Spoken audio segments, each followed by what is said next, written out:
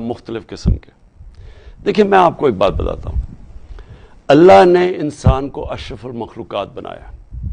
ہم اللہ کی سب سے عظیم مخلوق ہیں. فرشتوں کو کہا کہ انسان کے سامنے جھکو، کیونکہ شیطان نے جب نہیں جھکا تو اللہ نے کہا تمہیں نہیں پتا میں نے کتنی صلاحیت دی ہے. مولانا رومی اس کو ایک اور طرح کہتے ہیں کہ اللہ نے انسانوں کو کہتے ہیں جب تمہیں پر دیے تو تم کیوں چونٹیوں کی طرح رینگتے ہو. کہنے کا مقصد یہ ہے کہ ہم سب میں اللہ نے بہت صلاحیتیں دی ہیں.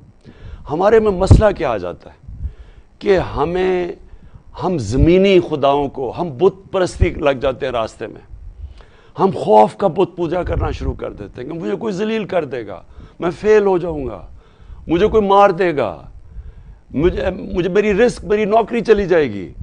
یہ سارے جو یہ خوف کا بت ہے یہ انسان کو روک دیتا ہے اپنی مقام پہ پہنچنے کے، اپنی خواب کے پیچھے. تو ہمارے نبی صلی اللہ علیہ وسلم جو ایک ہمیں اللہ کا حکم ہے کہ ان کی زندگی سے سیکھو، تو وہ بھی تو ایک ہم نے ان کی زندگی سے کیا سیکھا.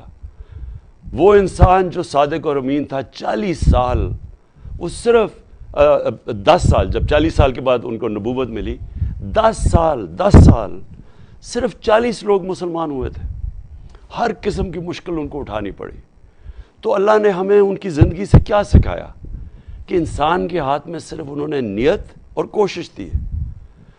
اللہ کا جب فیصلہ ہوتا تو جب 13 سال کے بعد وہ مدینہ کی ریاست سنبھالی تو دیکھتے دیکھتے انہوں نے دنیا کی تاریخ ہی بدل ڈالی. یعنی کسی انسان نے وہ نہیں کیا جو انہوں نے اس 10 سال میں کر کے، یعنی دنیا میں وہ انقلاب آیا جس کی کوئی مثال ہی نہیں ہے. تو ہمیں جب وہ اللہ کہتا ہے ان کی راستے پہ چلو، تو ان کا راستہ مشکل راستہ ہے.